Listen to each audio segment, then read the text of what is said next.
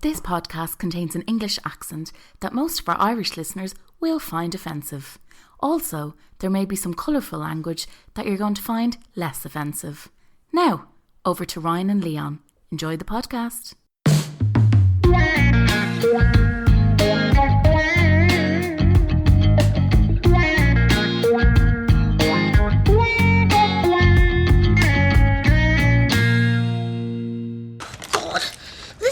This will carry on as a nightmare. I know. What rhymes with ride? Bide? Bide. What the fuck does bide mean? Bide? That's not a word. It is a word, Michelle. Bide. You've pure made that up. Can we all be quiet, please? Okay, so I'm trying not to think too much. Just sort of let it flow through me. Oh, that's minging. Here's what I have so far. You know we belong together. You and I, forever and ever. No matter where you are, you're my guiding star. Isn't that the theme tune to Home and Away? Is it? Oh, for God's sake! Jesus. Mummy, we can explain. Not the Christmas cupboard.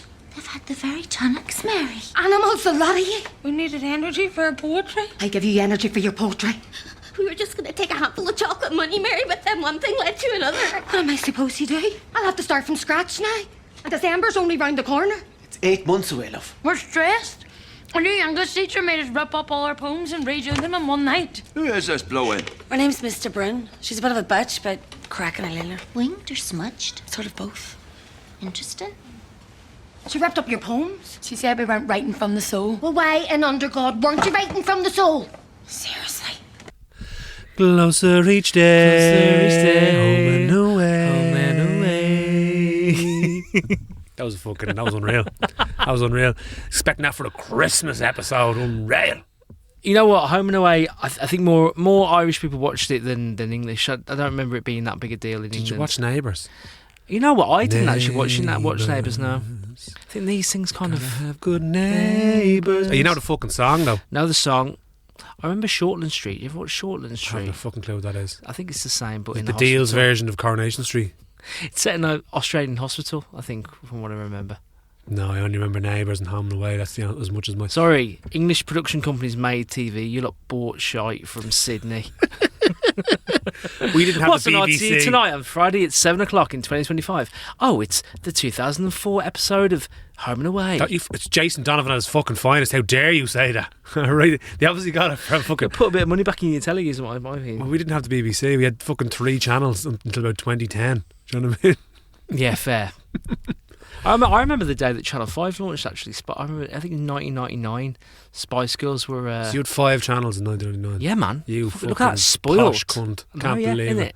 Mad 5 channels.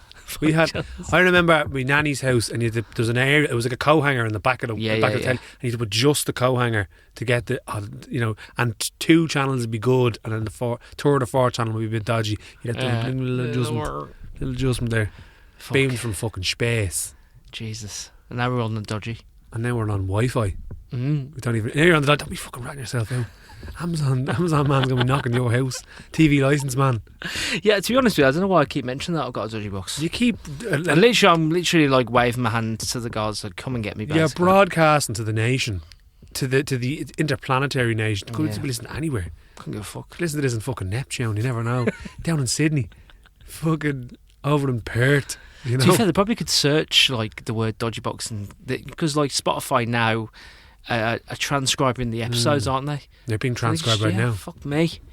They have to just That's Google. me in trouble. So Yeah, Wolverhampton lad rats himself out on podcast. I can see it in the headlines. I wonder if I can get away with it though. I was in England this weekend, and I was with my fiancée, and she was driving us around Wales, and she said that if she gets any like tickets on like from speeding and that, it doesn't really matter. They can't follow you back to Ireland, yeah. Why can't they not follow you Well, they back? can't follow you back. What are they going to do? I I don't think it's like stretches like murder or anything, but like I think what Interpol if you're is doing there. 180 miles, I don't think you're getting much trouble there. Well, since we were That's what playing, she said. just to reference there, we were playing Dairy Girls for anybody that doesn't know about that. And oh yeah, but the thing about people from the north is that obviously it's technically a different country, so they can drive through the border. So a lot of people would speed from the north because they can't get parking tickets apparently. Now that could be absolute bullshit, I don't think it is, man. but they speed up and down the country when they're in the Republic because they think, oh fuck, we can get away with it because they're not going to chase like a British reg. That's some crack, isn't it? Why aren't we doing that every weekend? Just going to fucking drag races down and drag races in Antrim. yeah, just legging it back. Just fucking back to speeding over the border like the fucking Dukes of How Hazzard. fun's that? What are we doing? Fuck the podcast. Yeah, we just Let's fucking commit petty crimes in What's the pettiest crime we can get away with? Yeah. Robbing grapes out of Sainsbury's. Go to Asda. Yeah. Fucking eat all the bleeding tester bleeding sausages. I don't know. easy. We do whatever we want. We like Bonnie and Clyde. Yeah. Thelma and Louise. Yes, I'm doing it. Fuck this. Right, let's just pause the part. Right, we'll just fuck off and commit Let's some go. felonies. We get in the car And that's how we got arrested by Interpol. in Antrim. So we have poems today, did we? Other than just petty thievery. Fuck it. I've given it up. I've given up. I've packed it in. Yeah, we do. Yeah, well, we got a few Christmas poems. We've got the winners of our Quillkeeper collaboration competition. Those 3 winners are going to be in our book. We're going to be hopefully getting the book out there by the first week of December. So we're going to get all the information out. We loved putting it together last year. So thank you so much for everyone who's submitting poetry. We're going to get in touch with you in the next couple of days to let you know if you've been accepted or not. So that's exciting. So last year we published 30 poets, and this year we're going for nearly twice that. Yeah, So we're going big. Big, you know, double the amount of poems this time. So Yeah, man. it's going to be an even more special collection. You know? Got a special poem for you. You have a special poem. Well, I've been inspired, I guess. I was back at my mum and dad's house this weekend, and you know, I was rummaging around the. Basically, I was actually rummaging around the book presents that I've bought my dad that he's never read. Which essentially just books that I like, that I think he might like, and he doesn't read them. And one of them is an amazing illustration book from. It's basically Tolkien's inspirations and what the places in England that inspired the world of the Shire, Middle Earth, and the kind of areas of the story of the Lord of the Rings. And so I was reading this book. I was like, "This is fucking amazing." I was like, "I wonder if Tolkien wrote any poetry." You wonder? I wondered.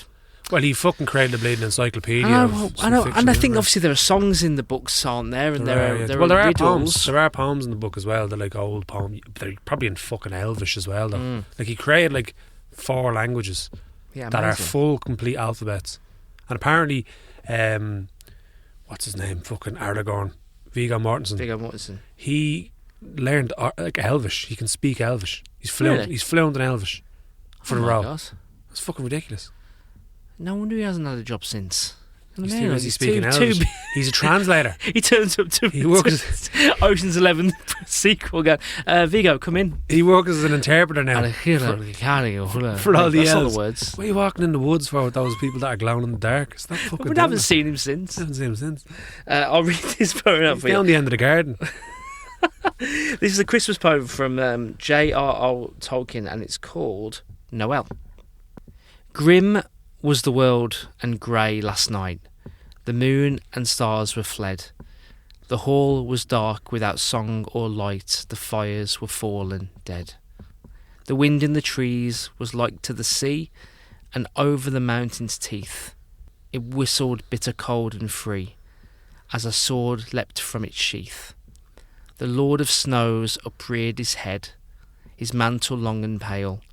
Upon the bitter blast was spread a hunger over hill and dale. The world was blind, the boughs were bent, all ways and paths were wild. Then the veil of cloud apart was rent, and here was born a child. The ancient dome of heaven sheer was pricked with distant light.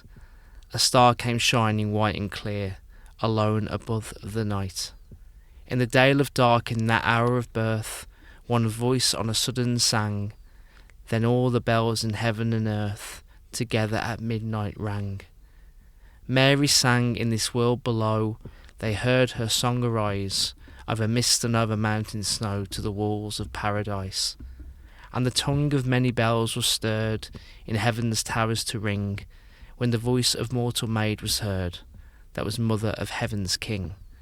Glad is the world and fair this night, with stars about its head, and the hall is filled with laughter and light, and fires are burning red.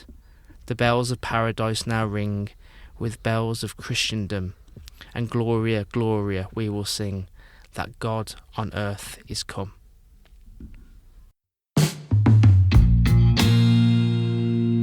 That was Noel by JRR Tolkien. Noel. We're going Christmas caroling after this. Yeah. And committing petty crimes on the way. Imagine. Penny for a guy was a crime. I'd say so. You never know. Fucking going in. Penny for It'd be the perfect guy. cover. You know, carolers, we go in, absolutely fucking smash the place. And not smash us literally, but just like, you know, smash their expectations of us and then just fucking steal their post. Sorry, did I not tell you about what happened to me on Halloween? What? Oh my God, this is fucking mental, right? So it starts quite culturally. So I'm sitting in the audience of the Gate Theatre on the night of Halloween. Spooky. Because I'm about to watch the play Poor from Katrina really? O'Sullivan. Yeah. Amazing. Now, everyone in the audience were checking the Ring doorbell to see what kids were coming to the door. And me and the missus were like, right, we're going to put a load of sweets on the floor in a big, like, Halloween-y skull thing. Like, and the thing was full. And we're just watching these kids with their parents, like, come, realise no one's in, and take a couple of sweets and go back.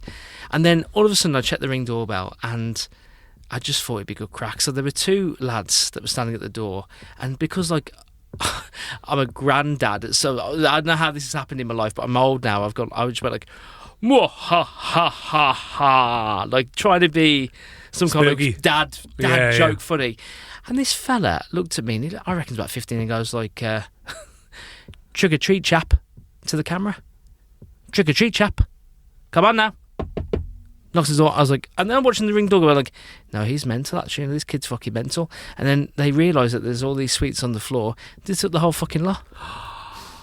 Those Bastards. Those bastards. Yeah, only because I tried to scare him. I hope they got In my diabetes. stupid I hope they get diabetes. Shoot, I hope their teeth fall out of their fucking heads. Same. Do you know what I mean? Very rude. Come on now. In the spirit of Halloween, There's lads. children that are not going to get fucking pains in their stomach now because of them from eating too many sweets because they've pilfered. Sorry, an addition to this kind of... I'll add this meat to the bone. One of the kids was dressed as like a Peaky Blinder. So By order of the Peaky Blinders. proper like suited and Menacing. booted. Yeah, menacing, yes. Fucking- And then the other one was dressed as the guy from Adam's Family, the husband. You were robbed do you know what I mean? by... So You were robbed by the fucking daft. Adam's Family.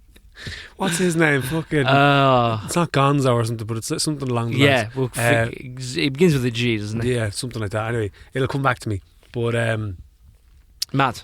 I can't believe that happened. Do you know what? Fuck's So sake. Leanne's nanny came back from the shop because we're like, right, she's obviously gone to get the sweets. You know, we were in for Halloween, and she comes back with a share bag of crisps for herself, Great. and Thanks. a bag of apples and monkey nuts. And I was like, do Apples you and want? Is it 200 years ago? Do you want to get the fucking house egged? Yeah, you're getting Do you want? You're gonna get done in. Monkey nuts. Do you know what I mean? You're giving them fucking fire ammunition. Oh, for fuck's sake. Telling you. That's ridiculous. Yeah, be careful. The choice of sweets you have to get the, you know, put the effort in. You got to a little make a bit. bit of effort. Put the effort a little in. Will we have some more poems? Well, why don't we? Let's go to the poetry that won the competition. Yes. So, like as a reminder, we ran this collaboration competition with Quillkeeper, who are a publishing house in the States. International. We're international, and they put out a call for their followers to start submitting these poems, and there were dozens and dozens of amazing ones. And they turned up. And everyone turned up in their droves, and there were some absolute belters. We shared one last week from Nicole Zvolinsky, but we've chosen the top three. Well, they chose the top three. It wasn't nothing to do with us actually. And these three poets are going to be published in the book. So, and we will share the poetry that will be in the book. Like this is a little bit of a sneak peek into what to expect with the Poetry Style Anthology Volume 2. A few scatterings of many. Oh yeah, you're going to get a bit of a taste of that. Just to wet the lips. Aye. This is a poem from Brenna H.S. called It's All Too Fucking Much. It's all too fucking much. And trying to understand it is like trying to wrap my arms around the redwood tree, which several days makes me smile, but nearly every day makes me weep. Still, I approach from the shadow side and hug the old growth thing.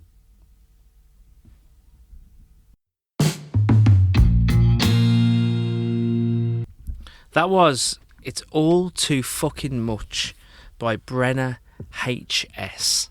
Very good, isn't it? It is really good. It's powerful and it's dead on as well.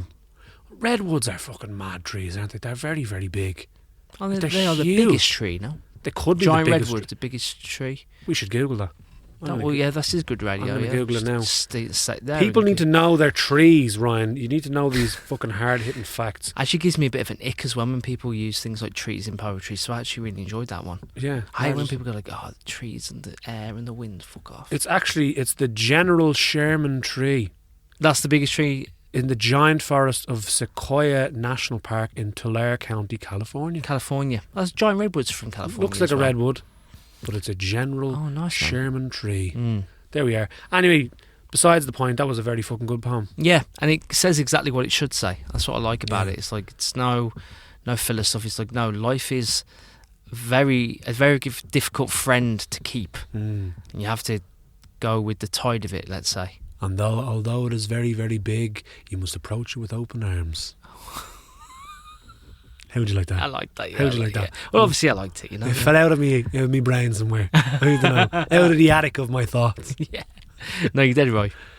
Yeah, Beautiful lovely, poem. Lovely poem. Thanks, have Brenna. you poems for us? I've yes. Give us I'll, another I'll one. give you one. So this one is from actually an English poet. Going by the name of DK. DK actually submitted poetry to us before. And if you remember, I think it was earlier this year, we had a poem called The Guinea Pig. Yes. I don't know if that rings a bell. Yeah. And he runs a lot of community events in his area as well. He's an important figure in the accessible art scene in his hometown. So I was delighted that he got chosen. Nothing to do with us. So I was very happy to see that he'd got chosen. This poem is from DK, and it's called The Voice Beneath. The water holds me the way the sky holds light. Weightless, endless, familiar. I move without sound, my path drawn in the slow rhythm of the tides. Around me the sea is alive with murmurs, the crackle of coral, the hum of distant whales, the shimmer of scales turning like rain. I know this world by touch, the soft drift of current against my skin, the cold that deepens with each descent, the pulse of something vast and calm above me. Sunlight filters down in trembling threads, breaking across my back like gold dust. For a moment, I rise to meet it, just to feel the warmth of the world beyond.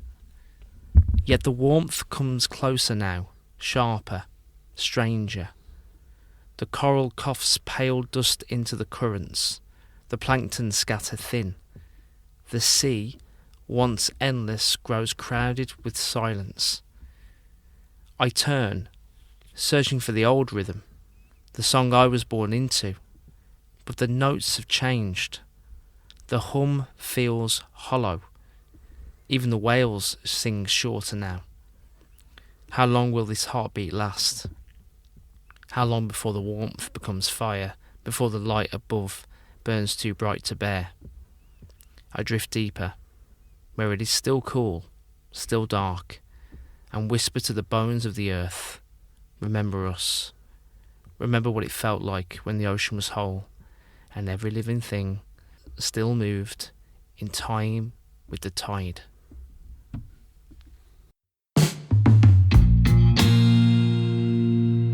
That was DK with The Voice Beneath. What a story. Yeah, there's some fucking fantastic imagery in that. You can really feel the poem, you know, and there's some great alliteration in there as well, like, you know, repetitive words, like repetitive letters gone through. Oh, it's very good. Sounds Yeah, good. I was by the sea there.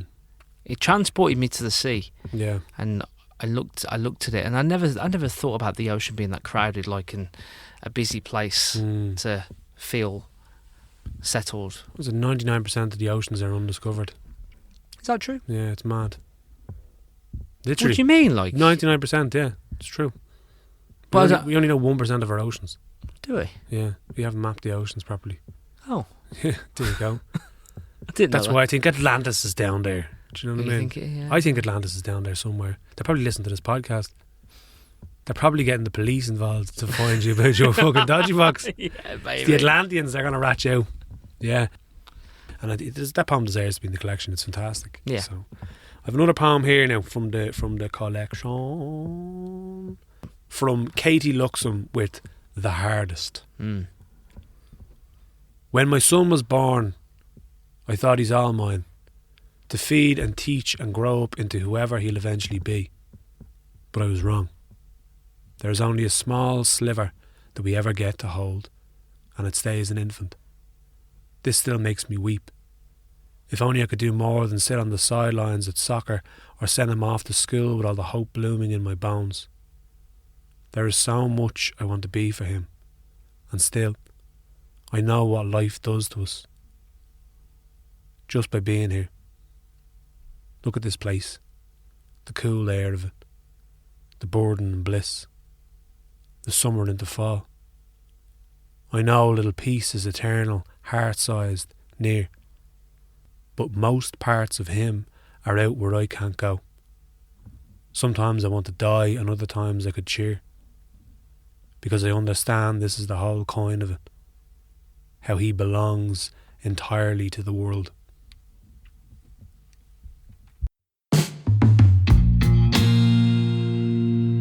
That was Katy Luxem with The Hardest. Fuck me, that was amazing. You're talking The Hardest. That was fucking class. That was so good. My Wow. God. Poems that just make you go, oh, fucking Yeah. hell. You know? Because you see that, don't you? Like, we're close to our mums, and you definitely see that kind of. There's a push and pull, isn't there? Mm. You know what I mean? Like, because you know that I don't get particularly that prickly when like there's a bit too much mothering going on. Do you know what I mean? Like, I treat my mum like a mate. Yeah. But like, I understand why she's still talking to me like I am. Like sometimes I will go like, Mum, I'm 37 years old. Come on, Yeah. like, I don't need the 30 love hearts on the messages that you send. Do you know what I mean?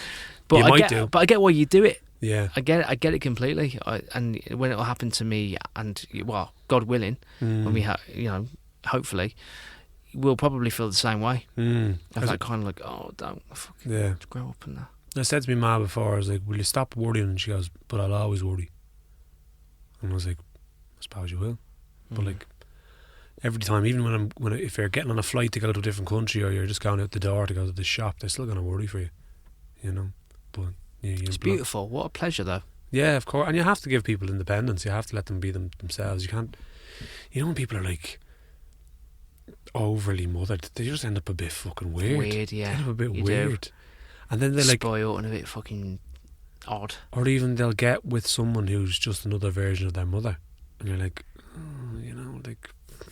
That probably has to happen, though. No. What do you mean it has to happen? No, like, it I think doesn't. isn't that a learning experience? Oh, you have to, like, not the person you stay with forever. No, like, not stay but with you forever, but you maybe do kind of once you dip your toe in and go, no, you're only things.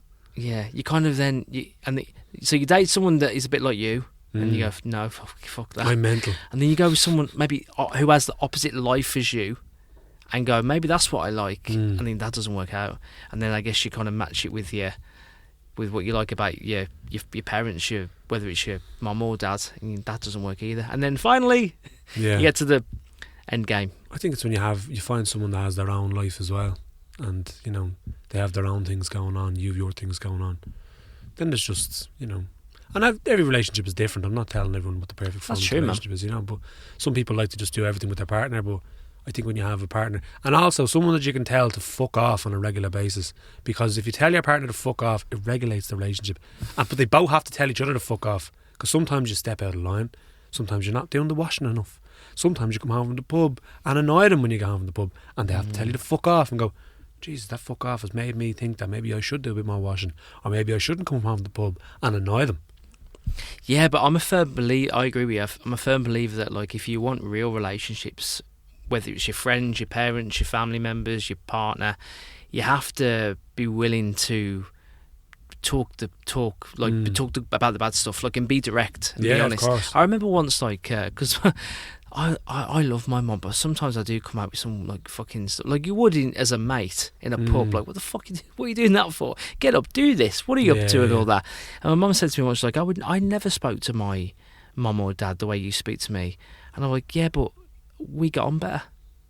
We get on better than you know, we do. Our relationship's amazing. And it comes from kind of willingness, I think, to kind of shake it up a little bit and sometimes go, hang the fuck on. Yeah. No, that's not on. Well, that doesn't make sense. Well, it's true, and I think like my mum and dad would be my mates, you know, and like as you get older, they weren't always. They were, you know, but as you get older, you kind of start to see them. They're like, oh, now we're kind of on the same level now. You know, we're both adults, and we both. And then, like, you know, when you meet, you notice that your parents are human. It's a mad feeling when you realise that they can make mistakes. Yeah, and they don't know everything. Because when you're a kid, you're like, they know fucking everything. Mainly because they tell you they know everything. And they lie to you all the time. But like, you know, and then when you grow up and you're like, oh, they are fallible, they do make mistakes. And, you know, and then I think a good relationship has been able to, like, if I was acting like a fucking idiot, my ma would tell me. And if my ma was wrong, I'd be like, well, hang on a second, think of it this way. I wouldn't call her a fucking idiot because she'd probably give me a slap. But I'd be like, hang on a second. And you'd call her out and be like, you know, maybe you're not right here. And she'd go, hang on a second, you know. That's a good relationship. Yeah. Probably what isn't spoken enough about, though, is that kind of that generational flip from our parents' generation, who there was almost like a respect that bordered on oppression from parents, like an almost fear of your parents. You know what I mean? Like, my dad has some terrible stories. You know what I mean? Like of not a violent experience with his parents, but like very fear driven, and like, you know, led with fear essentially. So, and then he has kids, and his kids thinking, fuck. Well, maybe his kids are challenging him, and like his kids are going, oh, hang on, and he's probably going, like, a lot of the times, I think a lot of parents are going like, how has that happened? Yeah, I wouldn't dream of saying boo to my dad, and all of a sudden I'm getting told that I'm a lazy fuck. How's that? It must be confusing. But I'd say he probably sees his own parents and goes, I don't want to have my kids to have that relationship that I have with mine. Well, that is also, I think, a generational thing, isn't it? Like, and I hope that it's a good switch. Yeah. In the lot, you know what I mean? Well, there is obviously, like, there's some, I think, we younger generation, and it's not us being like, you know, those young kids have no respect. But there is a thing now where there is an overconfidence in addressing adults. In some ways it's good, in some ways it's bad, because if you're in a school setting, you have kids that literally bully teachers now, and they're fucking 12. You see that, don't you? I don't really have that kind of view, and vision. They're fucking 12, and they're like, that's mad. They're like, shut the fuck up, you, to the teacher, like, and I'm like, you'd be suspended on the spot, or at least, you know, given a serious. And they're just like, no, don't be saying, you know, and they're trying to like molly them down, like, don't be saying that, because they're like, I'll tell my parent. They feel now, because they have like a little smartphone, I'll just take a fucking video, I'll take a video of you. Do you remember you used to have mental secondary school teachers? Mental teachers that would be fucking screaming, and you'd be like, there's no way to record this, they'd just be mental. I had a couple of teachers like that where they'd fly off just the loose. Loose. I had a teacher tell me once that she was on the menopause. That's why when we were 16, she's like, oh, look at me, you know, I'm here in a class with a lot of teenage boys and me on the menopause. And we're like, what is wrong with you? Why are you saying these things? That's so mental. But like, you know, it was unhinged because you couldn't fucking document it. They wouldn't believe you. Yeah. You told your man I should give you a slap. Shut up and stop fucking going against the teacher. Whereas now they're like, I'm going to record you. I'm going to AI you into doing something mad shit. Fuck, okay. Do you know what I mean? More pounds. We've gone on another fucking tangent here. You're being too strict with the tangents today. What's wrong with you? You haven't read any poems for a while. I think that's probably why you're just keen to get your teeth sunk into poetry. A few fucking poems. I actually, I have a recording of poems. Oh, do you? I have a recording of poems. I have poems from a poet here that I've been trying to get on the podcast for bleeding ages. Seán Óg Ó Murchú. So from Belfast. You would have, do you remember we saw his Spit video? He's on Spit over in London. Oh yeah, I like that Spit He's videos. an activist. He did there was a gig a while ago. I unfortunately couldn't go. I was doing an arts bubble with Mateo, but they did a gig for Palestine, and it was in the Flux studio. And some of the Poetry Killing were there at it. But the next night, they did a couple of nights. And the second night, Sean McKenna from the Merry Wallopers was at it. But nice. I was trying to get a poem off him for ages, and eventually I got one. But not only that, but I have a recording of him reading said poem. So I think he's going to give it a little introduction. And so this is a poem by Seán Óg Ó Murchú, and it's Tusin Gachja Rud Le Ahru. She'd been the world over when you first met. you had left Europe once in 2007 and Ireland only a handful of times. You liked the cut of her, the cleverness and the wit. She cared for your silly stories about words. She came from money, you came from Cork. Your ma was on the dole and doing the double. Your teacher once told you that for an eternity your life would be in a West Belfast bubble. She stayed out of trouble and you scraped along by the skin of your teeth. She wanted the world for herself, more than you might have comprehended. The unfathomable for you, to her, was tangible, earnable, discernible. She'd seen it before. She needed only to go back if that was what she wanted. Back to those places from the television and the books where her life had once existed and would again before long. She wanted all that was owed to her. You couldn't imagine owning a home. She craved tastes that had never even touched your tongue. Expensive wines, exotic foreign foods, except foreign only to you.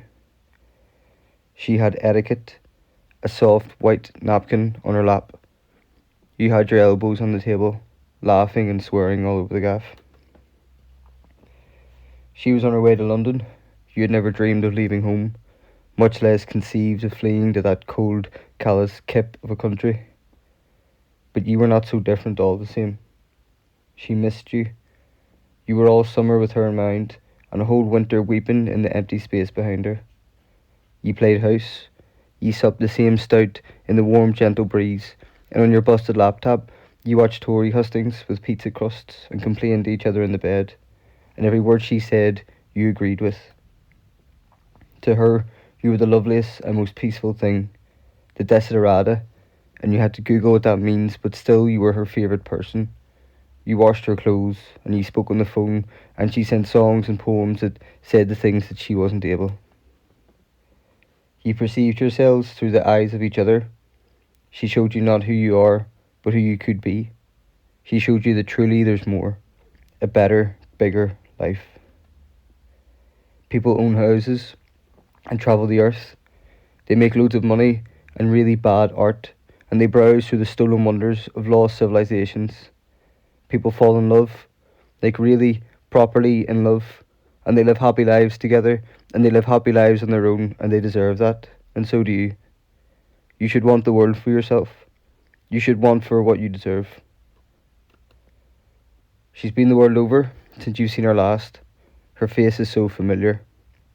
She's still streets apart, but somehow so much the same. You're strolling slowly through the V&A, and you feel so small in the most satisfying way, and it's been years. Her heels are smacking off the floor, and it's echoing through the room.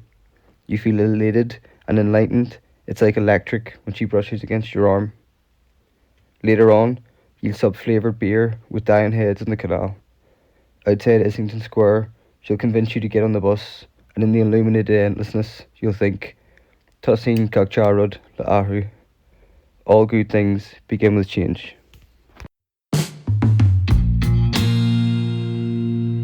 That was Seán Óg Ó Murchú with Tusin Gakjarod Le Ahu.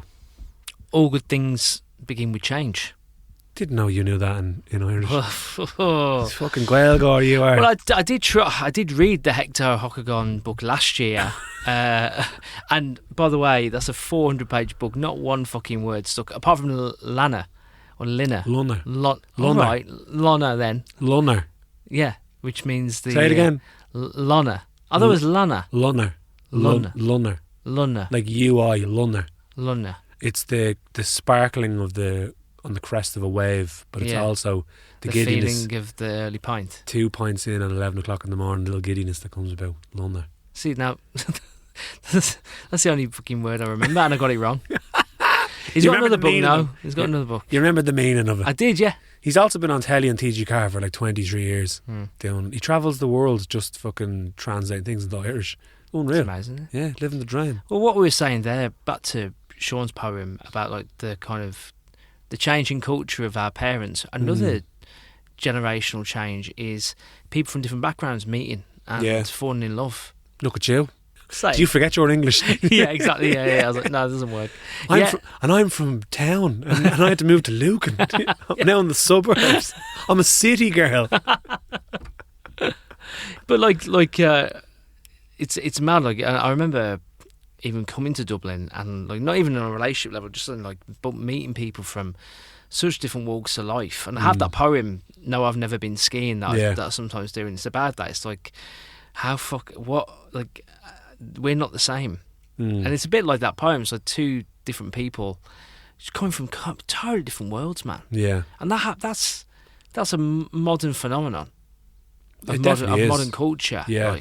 Well, bridging, from two completely different cultures. And even like people that are from English-speaking countries still have completely different cultures and different things they do. Like that you didn't know what steeping a tea bag was. Nope, never heard the word steeping before. I was like, how do you not know? You're from England. What am I doing? What, steeping it? But yeah, steeping the what tea bag. mean, like? Irish people know what that is. I'm steeping the tea bag for a few more minutes just to get the good juice out of it. So what do you call leaving the tea bag in? Leaving the tea bag in? No, steeping. Steeping. Now you have a word for it. Yeah. And anyone else across the world now, steeping your tea bag for a little bit longer draws out the flavour. I don't work for Barry's Tea, but if I did, I'd sell a few tea bags here and there. Would you? You would, yeah. But yeah, bridging the chasm of culture. That's it, yeah. Between steeping and just leaving it in. Leaving it in for a bit. I'm sorry she got accidentally pregnant. I was steeping too long. It was. Fuck's sake. Great poem. Lovely story. Beautiful poem between two different worlds, and it's lovely. Really, really is nice. And I'm glad that it took, even though it took a while for us to get him on the podcast. I'm glad that it took. Even now, things happen for a reason. I love Belfast as well as a city. It's like it's rough and ready, but it's interesting. That definitely has a history. Interesting, yeah. It's the centre's really nice as well. Yeah, they've put a lot of work into the city centre. Cathedral Quarter's really cool, and I actually went there for the first time during Culture Weekend, and it was great. And they had like these parties in like art warehouses. You first time I went to Belfast, I had to knock the door and say a password to get into a party. Really? It was in an art studio. It's quite cool actually. And then I got a fucking taxi back to this estate. Do you know when you're on Airbnb, you just pick a place? I don't know where the fuck I was going. Obviously in the wrong side of town. And I put my hand up to hail down a taxi. Taxi driver called me in the front seat. You what? He pulled me in the front seat. What did he say? He was like, "Where are you going?" I was like, Johnson's Lane. I you just don't know fucking know. I was like, "Get in the front seat." I was like, "Oh, okay, get in the front seat." Sat with him and he was. Did he have his hand in your lap? Quite fucking intimidating, to be quite honest with you. I was a bit fucking scared, but listen, bit of crack. That's a bit mad. Yeah, a bit mad. I've never been asked to go in the front seat of a taxi before. Leanne went up to Belfast during the summer to see Kneecap and Fontaines, and she said she was just talking to people from Belfast and said they're the nicest people. Just of course. Surrounded by people, obviously because it's in Belfast, but she says they were the nicest people ever. Her phone died and people were like, "Do you want us to charge your phone?" Or just to ring someone for you and all. Yeah, so lovely people. Yeah, great people. Great museum for the Titanic as well. Been up there twice. You ever go? Why would you go twice? I don't know. Why would you go to any museum twice? It's an interactive experience. It's to go to the pub. Fuck's sake. It's an interactive experience. It's not just a typical museum. I don't work for the... I've been Kilmainham twice. But what are you going to the museum? Why are you going there for? That's a good point. You just love jail. Yeah. Jail. Do you know what I mean? Jailhouse Rock. I love punishment. You're singing Elvis. This is what you did. Look at Courtyard, the 14 men. Look at it again. I'm sorry. It wasn't me. Fucking hell. No, it just did. Yeah. Anyway, we just built ships. That got hit by icebergs. What are the chances of that happening? Getting hit by a fucking iceberg, honestly. Well, you seem to know a lot about the old sea life. Well, I know 99% of the things not. Maybe that was the one part that wasn't. I don't know. Well, not the one part. The 99. It was part of the 99%. If only they didn't have you on board. You know. But you know, I might have saved them more poems. More poems. So keen. Give us more poems, will you? I'll give you my Christmas poem, will I? So, like, obviously, we're approaching the season of goodwill. I'm excited. Oh yeah, I love a bit of Christmas, but obviously it's a tough time for a lot of people. This is a poem as a nod of understanding to anyone going through a tough time and not particularly looking forward to the festive break. It's called "I See You All at Christmas Time." Feeling joyful and triumphant with every present I deliver. I hear you humming Joni Mitchell's River, just wanting to skate away. At dinner with my parents, we raise a glass at Christmas Eve. I feel you pining for those that you didn't want to leave, but had to say goodbye. When I nag friends to see me fancy frocks and letting loose, I know when I see a garland, you just see a noose. Mulled wine at the markets as the jingle bell chime lingers, I spot you crouched behind the carol singers, begging for the sleep. I do see you, and I hope this month goes by with less tears this time around. Just know that I'll always have for you a spare mince pie.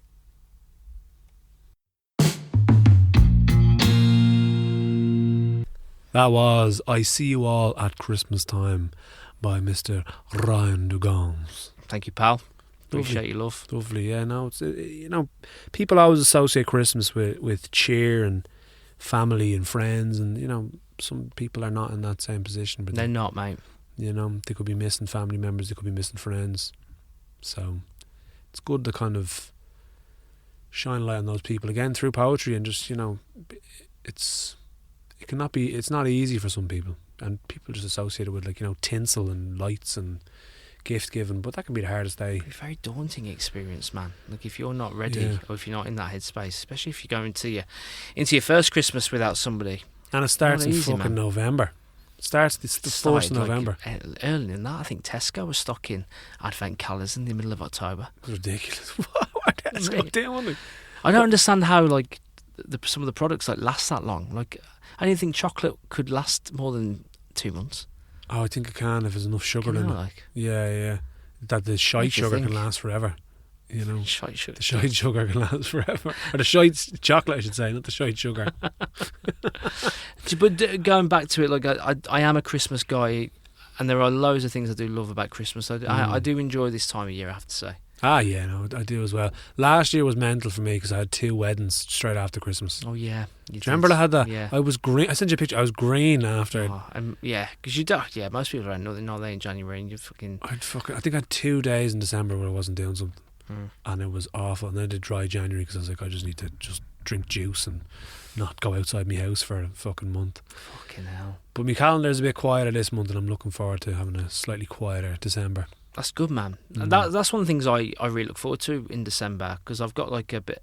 The few weeks before the Christmas week are really busy. I'm trying to meet friends. I'm doing work, drinks, and all that stuff, and then I go back to my parents' house on usually the 22nd, 21st, 22nd, and it's usually just the 3 of us, with a bit of visiting extended family. Like my sister would come over for Christmas and that, and having a niece around is lovely. Ah, yeah. But what I really enjoy is kind of it's a bit of it's almost like a meditation break. Like it's a real stop. It's a real reset week for me. Yeah. And I get to just watch the films you wanted to watch. And that's what I look forward to most. That's actually in that Christmas week is every year I'll find something like a movie, that I'll just stumble upon and be like, that was fucking amazing.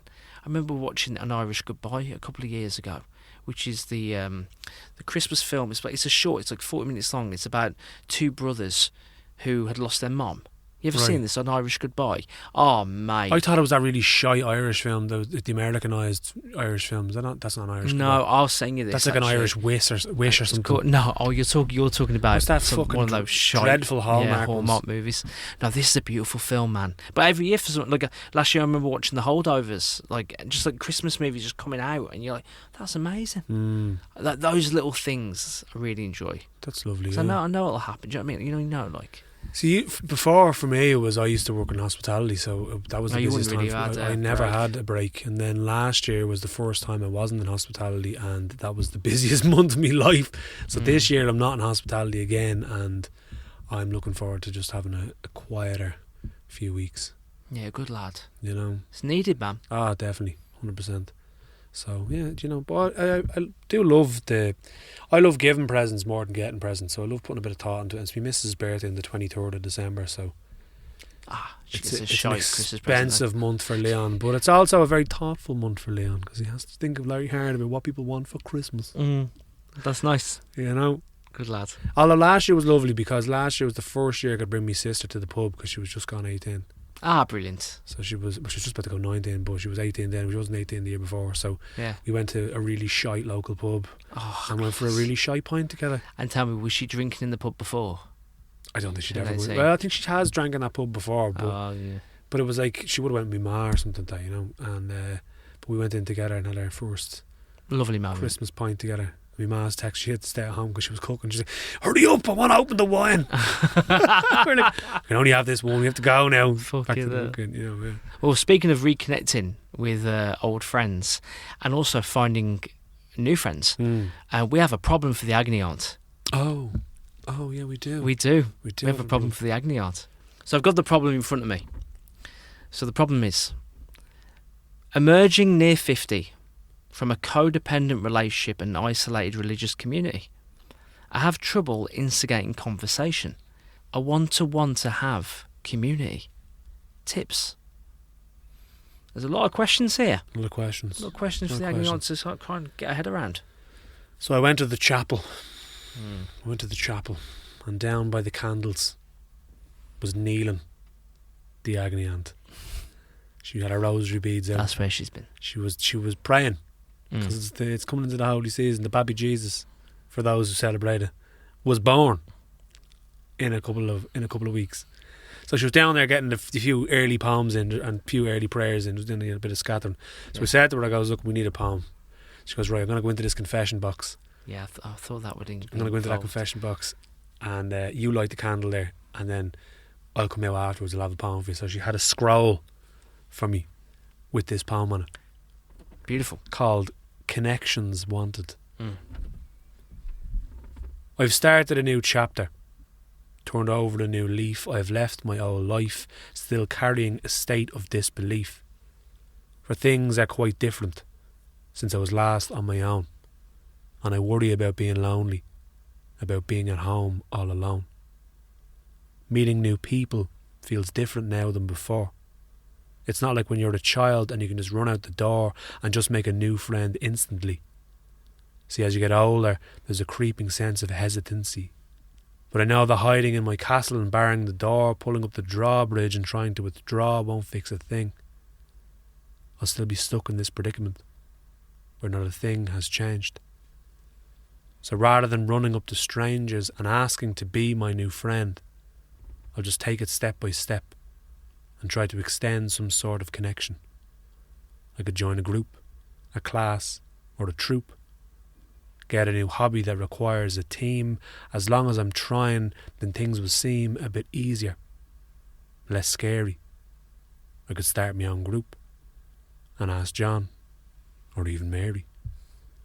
For intention is everything. I just need to try.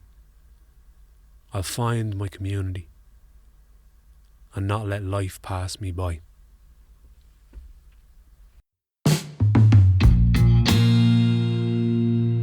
That was Connections Wanted by the returning agony aunt with a Christmas message. Yeah. And a good one. And thank you so much for the person to send that problem in. That must have been, hopefully that was a nice experience to send that problem in. Yeah. Hopefully that poem helps from the agony aunt. No, I think it will. Yeah. It was really smart and lots of great advice from the agony aunt Just this try. week. Just try. That's all you have to do. Once you're trying, you're going in the right direction. Doesn't matter how long the road takes. But yeah, she's been hiding, but she came out for the Christmas special. That's the main thing, you know. She came out for the big one. Yeah. The last one of 2025. Give me your poetry highlight of the year. Or maybe a podcast-related poetry highlight of the year, maybe. Well, we did Brenna and Óg. We did that Culture was Night great. as well. Yeah. Fucking great one. Culture Night was wonderful. Culture Night was brilliant. The trip to Chester for the Chester. Andy Porter's book launch in the Pavilion Club of a in the shed. recreational park. We went to fucking Liverpool. Liverpool was Went to amazing. Liverpool as well. Got kebabs. Oh, yeah. Do you remember that? Went to a club that had nobody in it. It was unreal. It was unreal. Interviewing Simon Jones at Electric Interviewing Picnic. Simon Jones. Yeah, that was mental. Interviewing James Bladen Morrissey as well from Claddagh Records. That was probably like that week where we were listening to the president's poetry and interviewing him, and then it came full circle with your poem in the hands of Michael D. Higgins. That was fucking mental. That's mad. That's fucking mental. You forget that we've done loads of things. Yeah. And loads of things have happened over the whole year. But like, it's the real pleasure of this is like hearing from people and getting the emails, and definitely with the contest we had and the open call for submissions, like to hear from so many people have been so sound. It's like 400 bleeding submissions. Yeah, for this. amazing. And we really appreciate you. We do. Really appreciate you listening and joining us. And like we said last week, like we'll do this for as long as we're interested in poetry, which sounds like it might be fucking loads of It's time. not going anywhere, but it looks. No. Yeah. It's just getting better and better. We've got a track. This is from the DJ Brandon and Dunn with the tune "Got It Right." He's a cracking dance DJ. I love this guy. Leon, a Merry Christmas and thanks for your time. Always a pleasure. Never a chore, Ryan, baby. And ho, ho, ho. See you lot next year.